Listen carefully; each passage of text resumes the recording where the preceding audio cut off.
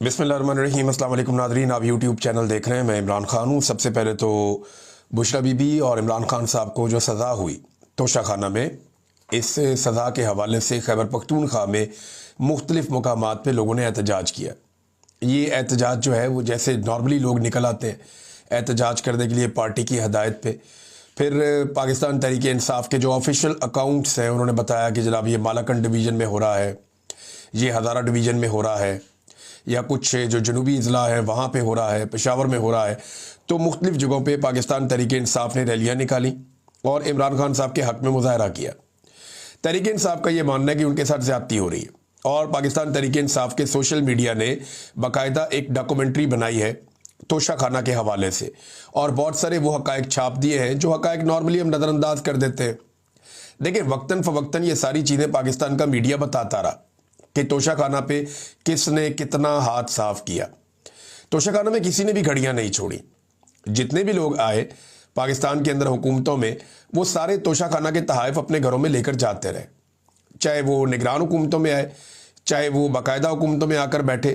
तमाम लोग तोशाखाना के ऊपर हाथ साफ करते रहे, हत्ता कि जर्नैलों ने भी तोशाखाना के ऊपर हाथ साफ किया है।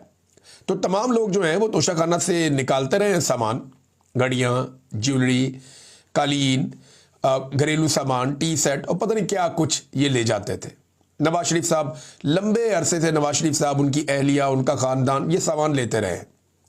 इसी तरह पाकिस्तान पीपल्स पार्टी की जितनी भी हुकूमतें आई वो सारी भी ये सामान लेती रही हैं।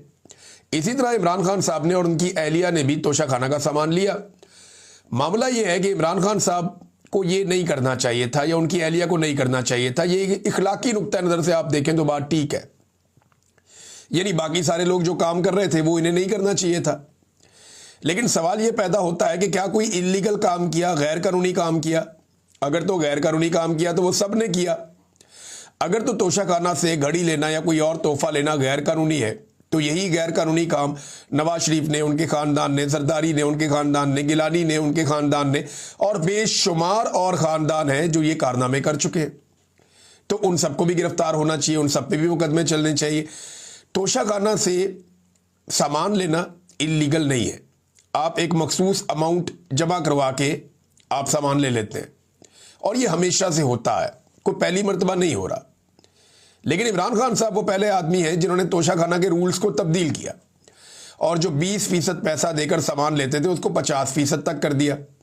अब इल्ज़ामात इमरान खान साहब पे ये लगते हैं कि जनाब जो तोशाखाना के अंदर तहाइफ थे उनकी कीमत कम लगवाई गई। भी जो कम कीमत लगवाएगी वो प्राइम मिनिस्टर खुद लेके हाथ में तो नहीं फिरता था मार्केट के अंदर, जनाब बताएं ये कितने का है, जनाब आप बताएं ये कितने का है, जनाब आप बताएं, ऐसे तो नहीं होता था। भाई सरकारी मुलाजमीन है, तोशाखाना का बाकायदा एक डिपार्टमेंट है, वो लोग जाते हैं, वही लोग चेक करवाते हैं ना ये चीज़ कितने की है। तो जो उसकी कीमत लगती है उसके मुताबिक वो 20% या बाद में इमरान खान साहब ने 50% कर दिया तो उसके मुताबिक वो नीलाम हो जाता है। तरीकाकार तो ये है। अगर कम कीमत लगी थी तो इमरान खान ने जाके मार्केट में तो नहीं लगाई थी ना, वो तो जिसने कम कीमत लगाई वो सरकारी ऑफिसर, उसके गले में फंदा डालो, उसको पकड़ो ना कि भाई ये तुमने इतनी कम कीमत क्यों लगाई और तुमने क्यों सरकार का माल जो है या तोशाखाना का माल ओने पोने बेच दिया। उन सबको छूट है इमरान खान को। देखिए, अगर इमरान खान साहब और उनकी अहलिया, अव्वल तो मेरा ये मानना है कि इन्हें कोई तोहफा लेना ही नहीं चाहिए था, ये इन तोहफों से बहुत बड़े हैं। इमरान खान की तो शख्सियत इतनी बड़ी है, ये उनकी अहलिया ने अगर लिया तो लेना ही नहीं चाहिए था, ये तोहफे लेने नहीं चाहिए थे। लेकिन अगर उन्होंने लिए हैं तो उन्होंने कानून के मुताबिक लिए ना, गैर कानूनी तौर पे तो नहीं लिए। अगर ये ना भी लेते ना, मैं आपको एक और चीज़ बताता हूँ, फ़र्ज़ करें कि इमरान खान और बुशरा बीबी एक भी तोहफा ना लेते तो किसी और केस में फंसा देते। ये तो एस्टेब्लिशमेंट के साथ लड़ाई है ना, ये तो बड़ी आइडियल सिचुएशन है कि तोहफा लेते ही ना। लेकिन अगर ना लेते तो क्या होता, किसी और केस में फंसा देते। इद्दत वाला केस भी तो बनाया है ना, और कोई घटिया केस बना देते। तो ये पाकिस्तान की एस्टेब्लिशमेंट से लड़ाई का नतीजा है। जिन्होंने गाड़ियां ली जो बिल्कुल ही गैर कानूनी है, गैर आईनी है, लिखा हुआ उसके अंदर कि आप गाड़ी नहीं ले सकते तोशाखाना में, या कोई इंटीक वो आप नहीं ले सकते, वो चीज़ें इन्होंने ले ली। जो तारीखी नवादरात हैं, बहुत पुरानी चीज़ें हैं मजहबी नुक्ता नज़र से, या फिर वो चीज़ें आप नहीं ले सकते, लेकिन इन्होंने गाड़ियां भी ले ली और रूल्स को खुद ही नरम कर दिया और गाड़ियां लेके उड़ गए। वो केस चल रहा है 6 साल से, आज तक कोई उसके अंदर चालान ही जमा नहीं हुआ, और ये केस चल रहा है 1 साल से फटाफट चालान भी जमा हो गया। तो ये एस्टेब्लिशमेंट का कारनामा है, इसमें कोई ताल्लुक नहीं है इस बात से कि इमरान खान साहब ने कोई गैर कानूनी काम किया, और बाकी सारों ने भी यही काम किया। अच्छा नाज़रीन, इसमें पंजाब में दोबारा से पाकिस्तान तहरीक इंसाफ पर छापेबाजी शुरू हो गई है। ऐसा लगता है कि पंजाब पुलिस का एक ही काम रह गया, पीटीआई के बंदे पढ़ लो, वो पीटीआई के ऊपर छापों पे छापे और कोई काम ही नहीं करते। जिसने भी अपनी कारकर्दगी साबित करनी होती है वो पाकिस्तान तहरीक इंसाफ पे चढ़ जाता है। मुझे ऐसा लगता है कि पाकिस्तान के जितने भी इदारे हैं वहां पे अब कारकर्दगी दिखाने का जो वाहिद जरिया है वो ये है कि आपने पाकिस्तान तहरीक इंसाफ या इमरान खान के खिलाफ कितना किया और क्या किया। यानी ये PMLN के एक जर्नलिस्ट हैं अफसार आलम साहब, इन्हें वो भी लगाया हुआ था, इन्होंने चेयरमैन पैमरा भी। ये कहते हैं जी कि मेजर जनरल फैसल नसीर को अगला DG ISI लगाया जा सकता है, इसीलिए उन्हें साथ लीबिया ले जाया गया। तो सवाल ये पैदा होता है कि इमरान खान साहब ने जब उन्हें गोली लगी या गोलियां लगी तो उन्होंने मेजर जनरल फैसल नसीर का ही नाम दिया था उस वक्त कि जनाब ये जिम्मेदार है, और उन्हें नामजद किया था, और उनके ऊपर सियासत में मुदाखलत के इल्ज़ाम भी इमरान खान साहब ने लगाए। और पाकिस्तान तहरीक इंसाफ ये मानती है कि मेजर जनरल फैसल नसीर पूरी तरह से सियासत के अंदर इन्वॉल्व है, DGC हैं वो, तो उन्हें DG ISI अगर लगाया गया तो देखिए ये उन लोगों में से एक है जिनके पास पीछे हटने का कोई रास्ता बाकी बचा नहीं है। यानी ये लोग उस लेवल तक पहुंच गए हैं, कुछ लोग एक लेवल तक आ जाते हैं ना। देखिए आसिम मुनीर साहब और इमरान खान के बारे में लोग कहते हैं कि ये दो तलवारें एक नियाम में नहीं रह सकती, तो ये अपनी बका के लिए किसी भी लेवल तक जाएंगे। इसी तरह फैसल नसीर साहब हैं, कुछ और लोग हैं, ये लोग नहीं पीछे हट सकते। अब बात यह है कि ये जिस नहज तक पहुंच गए हैं या जहां तक ये मामलात को लेकर चले गए हैं वहां से पीछे हटा नहीं जा सकता। अब इमरान खान साहब आए तो इनकी बका खतरे में हो जाएगी, या इमरान खान साहब सरवाइव कर गए तो ये लोग सरवाइव नहीं कर पाएंगे। बज़ाहिर ये दिखाई देता है, ये सियासत है, इसमें कुछ भी हो जाता है, लेकिन बज़ाहिर जो दिखाई दे रहा है वो ये है। फिर एक और चीज भी बताई गई कि नून लीग ने नदीम अंजुम के लिए बहुत कोशिश की। नदीम अंजुम साबिक DG ISI है, और इसी के दौर में मुझे अगवा किया गया था, मुझे इसलिए ये बंदा हमेशा याद रहेगा। बाकी DG ISI शायद मैं भूल जाऊं, एक एक करके तारीख का हिस्सा बनते जाते हैं, लोगों को याद भी नहीं रहते, तो ये इसको मैं याद रखूंगा क्योंकि इसके दौर में मैं अगवा किया गया था। तो हुकूमत इसे दोबारा DG ISI लगाना चाहती थी, फिर दूसरी नहीं लगाया, एस्टेब्लिशमेंट ने बात नहीं मानी, और दूसरी ऑप्शन रखी गई सिक्योरिटी एडवाइजर ही लगा दें, नेशनल सिक्योरिटी एडवाइजर, वो भी नहीं लगाया गया। फिर तीसरी ऑप्शन जनाब अमेरिका में इसको सफीर लगा दें, वो भी नहीं लगाया गया। लेकिन दिल छोटा करने की जरूरत नहीं है, नदीम अंजुम को कोई ना कोई ओहदा मिल जाएगा, उसकी एक वजह है। कोई भी जर्नैल जो है वो ज्यादा अरसे तक बेरोजगार नहीं रह सकता, जब उसने खिदमात सर अंजाम दी हो तो उसे कोई ना कोई नौकरी मिल जाती। नॉर्मली हम देख रहे हैं कि बहुत सारे जर्नैलों को नौकरियां आजकल मिल रही हैं, तो इन्हें भी नौकरी मिल जाएगी। कौमी कॉन्फ्रेंस के अंदर नाज़रीन बड़ी ज़बरदस्त तकारीर हुई हैं, बड़े ज़बरदस्त तरीके से मोमेंटम बनाने की कोशिश की गई है, और ये मोमेंटम क्या है ज़रा ये आप सुन लीजिए। सुहेल अफरीदी साहब ने बड़ी इंपॉर्टेंट बातें की है, रबिया बाजवा साहिबा ने बड़ी इंपॉर्टेंट बातें की है, कुछ जर्नलिस्ट हैं उन्होंने बड़ी अच्छी वहाँ बातें की है, कुछ वकला ने बातें की है, और कुछ सियासतदानों ने भी। महमूद अचकज़ई साहब ने बड़ी समझदारी वाली बात की, और ये बात मुझे नहीं लगता कि अभी हुक्मरानों को समझ आएगी। वो ताकत के नशे में डोनाल्ड ट्रंप के आशीर्वाद के साथ और इसराइल की खुशनुदी हासिल कर रहे हैं, तो वो उनको भी ये बात समझ नहीं आएगी, लेकिन पाकिस्तानियों को ये बात ज़रूर समझ आनी चाहिए। महमूद अचकज़ई ने कहा कि डायलॉग के लिए तैयार है, आए एक दूसरे को माफ़ करें। देखें अगर ये सियासतदान एक दूसरे से दिल साफ कर लेते हैं और करप्शन पाकिस्तान में ख़त्म हो जाती है कि जनाब ठीक है अब हम करप्शन ना करेंगे ना करने देंगे, जो मामलात हैं उन पे दिल साफ कर लेते हैं और एक शफाफ निज़ाम के तहत हम सारे उसमें से गुजर जाते हैं। लेकिन अगर ये सारे सियासतदान मिलकर किसी तरह पाकिस्तान की एस्टेब्लिशमेंट को उनके आईनी किरदार में वापस भेजने में कामयाब हो जाते हैं तो पाकिस्तान की बचत हो जाएगी।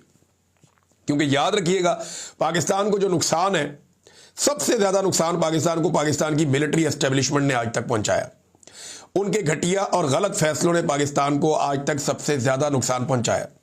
पाकिस्तान दो टुकड़े भी पाकिस्तान की मिलिट्री एस्टेब्लिशमेंट के गलत फैसलों की वजह से हुआ।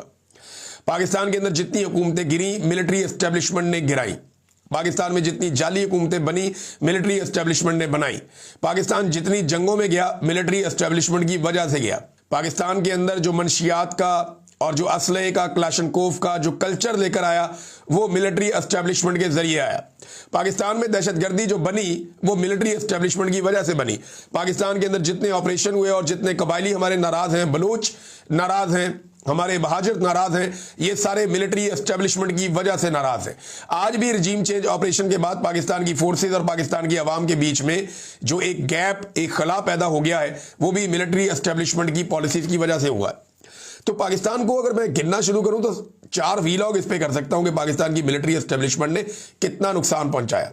सियासतदान तो बेचारे वो करप्शन वर्प्शन कर देते हैं, इधर हाथ मार दिया, उधर हाथ मार दिया, लेकिन सियासतदानों की हरकतों से मुल्क का नुकसान नहीं होता। बहुत बड़े पैमाने पे करप्शन सारी दुनिया में होती है, इंडिया में भी होती है, बाकी मुल्कों में भी होती है, लेकिन इसके बावजूद वो मुल्क आगे बढ़ रहे हैं, ऊपर की तरफ जा रहे हैं। लेकिन जो बड़े बड़े ब्लंडर्स होते हैं ना, वो सियासतदान नहीं कर रहे पाकिस्तान में, वो पाकिस्तान की मिलिट्री एस्टेब्लिशमेंट कर रही है। एटम बम सियासतदानों ने बनाया, मिलिट्री एस्टेब्लिशमेंट के हाथ में छोड़ते तो शायद एटम बम बनता ही ना शायद। तो ये पाकिस्तान के सियासतदानों को मिलकर एस्टेब्लिशमेंट को रोकना पड़ेगा और एक दूसरे को बर्दाश्त करना पड़ेगा, वरना एस्टेब्लिशमेंट वो कर देगी कि सबकी बर्दाश्त से बाहर हो जाएगा। ये अचकज़ई साहब ने बड़ी समझदारी वाली बातें की हैं और उन्होंने कहा जी कि शुरुआत करते हैं, मिलकर बैठें और आप अपनी इस्लाह करें, हम अपनी इस्लाह करते हैं, आगे बढ़ते हैं। अचकज़ई साहब ने बड़ी अच्छी बात की है, लेकिन इस वक्त हुक्मरानों को ये बात समझ नहीं आएगी क्योंकि वो बूटों के तस्मों के साथ लटके हुए हैं और उनके गले में फंदा बना हुआ है तस्मों के साथ, और वो बेचारे इसी निज़ाम में अपना सर्वाइवल ढूंढ रहे हैं। अब नाज़रीन, सुहेल अफरीदी साहब के स्टेटमेंट्स आप देखिए। उन्होंने कहा जी ये प्रेस कॉन्फ्रेंस करने भी आ जाते हैं, DG ISPR की तरफ उनका इशारा, और कहते हैं कि Imran Khan national security risk है। और बेवकूफ़ो, Imran Khan national security risk नहीं बल्कि आपकी नेशनल सिक्योरिटी की ज़मानत है। आप एक रिजीम चेंज ऑपरेशन के बाद अपना ग्राफ देखें और इस लीडर के लिए लोगों की मोहब्बत देखें। 8 फरवरी का रिजल्ट आपने बदलकर किसी और के खाते में डाल दिया, मगर पता तो है ना आपको कि आप लोगों ने क्या किया। ज़रा वो रिजल्ट देखें कि लोगों की पल्स क्या कहती है। लोगों की पल्स जो कहती है वो सबको पता है। खैबर पख्तूनख्वा में दहशतगर्दी लाई गई है, हम इनको रोकते रहे। ये दहशतगर्दी के बारे में बड़ा इंपॉर्टेंट स्टेटमेंट है सुहेल अफरीदी का। हम रोकते रहे, हम ये कहते रहे। मुराद सईद ने बहुत कहा, इमरान खान ने कहा, बाकी सब ने कहा। मैंने इसके ऊपर इतने सारे वीलॉग किए 2022 में कि रुक जाओ भाई, क्यों दहशतगर्दों को लेकर आ रहे हो। हम रोकते रहे और बताते रहे कि आपके बंद कमरों के फैसले खैबर पख्तूनख्वा की आवाम को भुगतने पड़ेंगे। उन्होंने कहा कि आप झूठ बोल रहे हैं, आज ऑपरेशन की तैयारियां कर रहे हैं, या तो ये पहले गलत थे या आज गलत है। यानी आप खुद लेकर आए दहशतगर्दों को, हम आपको मना करते रहे, लेकिन अब सूरत हाल आपके सामने। एक तो हमें हमारा हक नहीं दिया जा रहा, दूसरा खैबर पख्तूनख्वा का वज़ीर आला सिर्फ अपने लीडर से मिलना चाहता है। वो 10 दफ़ा अडियाला जेल जाता है मगर उसे नहीं मिलने दिया जाता। वो बाहर सड़क पे पूरी रात गुजारता है। ये कहाँ की इंसानियत है, कहाँ की जमहूरियत है, ये कहाँ की सियासत है। सुहेल अफरीदी साहब ने यह भी सवाल उठाया। फिर उन्होंने बताया कि हमने खैबर पख्तूनख्वा में एक अमन जरगा बुलाया था जिसमें तमाम सियासी और मजहबी और दीगर मकातब फ़िक्र के लोग शरीक हुए थे और एक 15 निकाती एजेंडे पर हमारा इत्तफाक हो गया। लेकिन PTM के 2 बंदे वहां से निकले, उन्हें अगवा कर लिया गया। मेरी उनसे बात हुई, अब अगवाकार ये है ना जिनसे बात हुई, तो मैंने कहा जितने ग्राउंड के हालात हम सियासी लोग समझते हैं तुम नहीं समझते, और जो तुम्हारी एडवाइज़र हैं वो भी बेवकूफ़ हैं।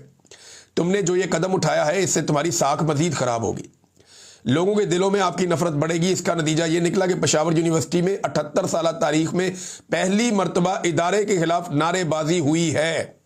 अब इदारा वो कह रहे हैं तो पाक फौज कह रहे हैं। अब बंदे अगवा करना तो इदारों का काम नहीं है ना।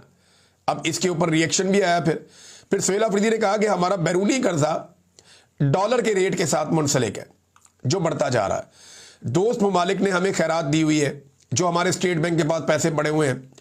अगर हुकूमत डॉलर को ना रोके तो ये डॉलर 400 रुपए क्रॉस कर जाएगा। ये ज़बरदस्ती इन्होंने डॉलर रोका हुआ है। ये इसहाक डार साहब की पुरानी पॉलिसी, हमेशा वो ये करते हैं और आज भी ये हुकूमत यही कर रही है। अगर ये ज़बरदस्ती ना रोके तो डॉलर 400 क्रॉस कर जाएगा और बैरूनी कर्जा बढ़ जाएगा। हमारा डिफेंस का बजट भी नहीं रहेगा और मुल्क दिवालिया हो जाएगा। बंद कमरों के मनसूबा साथ गलत मशवरों से फैसले कर रहे हैं। मैं तहरीक तहफ़्फ़ुज़ आईन पाकिस्तान के हर फैसले के साथ डट कर खड़ा हूं।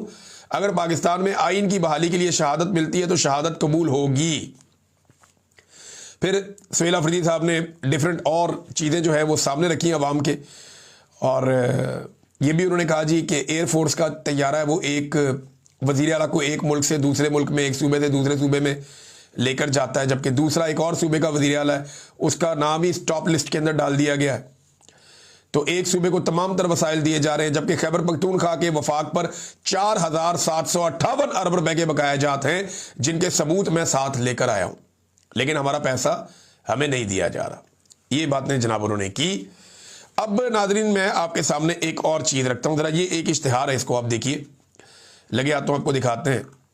अजमत की ऊंची उड़ान, PIA का आलमी वकार बहाल करने के लिए वजीर आजम शहबाज शरीफ का तारीखी इकदाम क्या है? PIA भेज दो।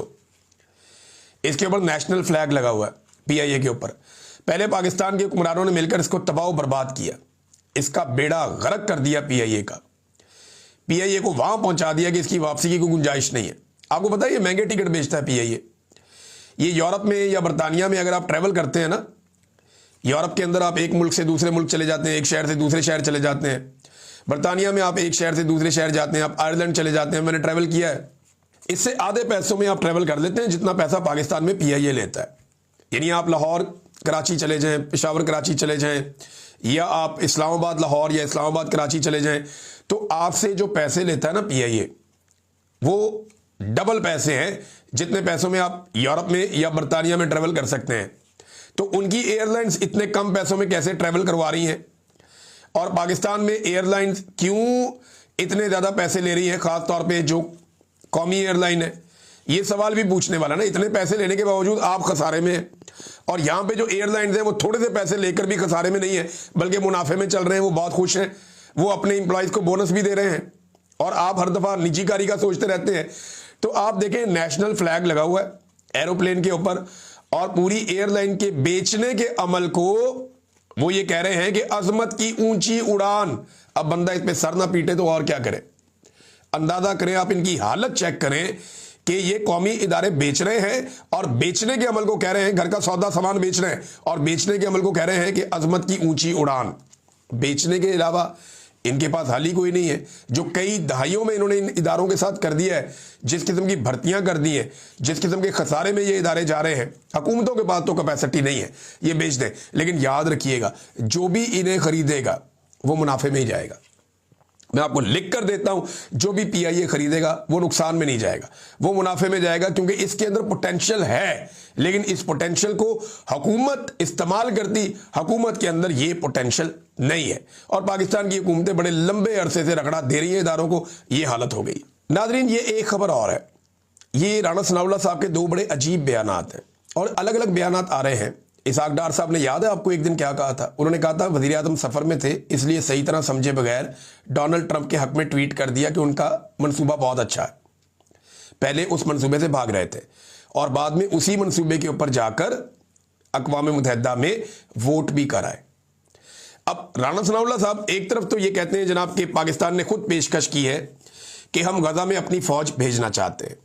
एक बात तो ये कंफर्म हो गई, ये क्लियर हो गई कि पाकिस्तान ने अमेरिका को खुद ये पेशकश की कि हम अपनी फौज को स्टेबलाइजेशन फोर्स के अंदर गजा में भेजना चाहते हैं। नंबर 2, राणा सनाउल्लाह ने एक और स्टेटमेंट दिया। उन्होंने कहा जी इसराइल शायद खुद ही गजा में पाकिस्तान के फौजी दस्तों की तैनाती से इनकार कर दे, लेकिन अगर मौका मिला तो पाक फौज फलस्तीनियों के लिए बहुत बड़ा सहारा साबित होगी। ये राणा साहब ने कहा।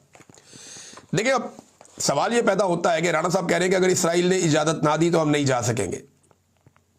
अगर आप इसराइल की इजाजत से जा रहे हैं, देखिए ना, एक तो इसराइल की इजाजत से जाएंगे तो फिर आपने करारदाद के हक में वोट क्यों डाला कि स्टेबलाइजेशन फोर्स को बनाया जाए और वहां पे तैनात किया जाए? आपने क्यों वोट डाला उस करारदाद के हक में जिसका मैंडेट ही आपके पास नहीं था?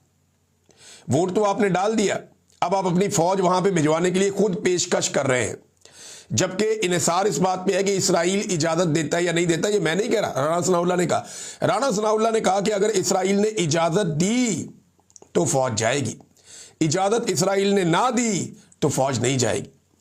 यानी सादी बात यह है कि आपने वोट डाल के हमास को और फलस्तीनियों को नजरअंदाज किया था। यह सादी बात है, वो इसके खिलाफ थे, आपने इसके हक में वोट डाल दिया। अब अगर आप इसराइल की इजाजत से जाएंगे गजा में तो आप फलस्तीन को आज़ाद कैसे करवाएंगे, जो आपका एक दावा है? या फ़लस्तीनियों की आप मदद कैसे करेंगे? इसराइल आपको ये तो इजाज़त नहीं देगा कि आप फ़लस्तीन को जाके आज़ाद करवा लें या अलग रियासत बना लें, ये तो वो आपको इजाज़त कभी नहीं देगा, और लॉजिकली लगता भी नहीं है कि उसको ये इजाज़त आपको देनी चाहिए, वो नहीं देगा, उसकी तो सारी मेहनत ज़ाया हो जाएगी। और दूसरा, अगर इसराइल की इजाज़त से आप जाएंगे तो फिर आप मज़ालिम को कैसे रोकेंगे, जुल्म को कैसे रोकेंगे? तो राणा सनाउल्लाह साहब अपने ही बयानात में आप लोग फंसते जा रहे हैं, आपकी गवर्नमेंट फंसती जा रही है, और ये जो मामला है ये आप लोगों के गले में फंस जाएगा। ये एस्टेब्लिशमेंट का फैसला है। फौजी क़यादत ने ये फैसला किया है कि उन्होंने फौज को भेजना है गजा में, और वो वादे करके आ गए। आप सियासतदान हैं, आपने पब्लिक के अंदर जाना है। कल को लोग लित्तर मारेंगे, कल को लोग आप लोगों के खिलाफ हो जाएंगे कि ये गंद आपने, ये गूं आप लोगों ने किया है, ये आपके खाते में डाल जाएगा। तो राणा साहब बचाओ अपने आप को, इन चक्करों में आप ना पड़े। ये जो फौज कर रही है इन्हें करने दें, क़यादत जो कर रही है इन्हें करने दें। और अभी वजाहत सईद खान साहब ने एक बड़ी इंपॉर्टेंट इंफॉर्मेशन दी। उनका ये कहना है कि उनके हाथ को एक डॉक्यूमेंट, एक मेमो लगा है, और उसमें बाकायदा खबरदार किया गया है, बताया गया है फील्ड मार्शल साहब को कि अगर आप गजा में फौज भेजते हैं तो इसके फायदे क्या होंगे और इसके नुकसानात क्या होंगे। एक बात तो बड़ी क्लियर है कि इमरान खान साहब को निकालने के पीछे जो बड़े रीजंस हैं उनके अंदर ये वाला खेल भी शामिल। ऐसा नहीं है कि सिर्फ इमरान खान पाकिस्तान में एस्टेब्लिशमेंट की आंखों को चुभना शुरू हो गए थे, ये बैनुल-अक़वामी सतह पे पूरा एक खेल खेला गया, और अब वो आपके सामने खुलकर आ रहा है। अब तक के लिए इतने, अपना ख्याल रखिएगा, अपने चैनल का भी। अल्लाह हाफ़िज़।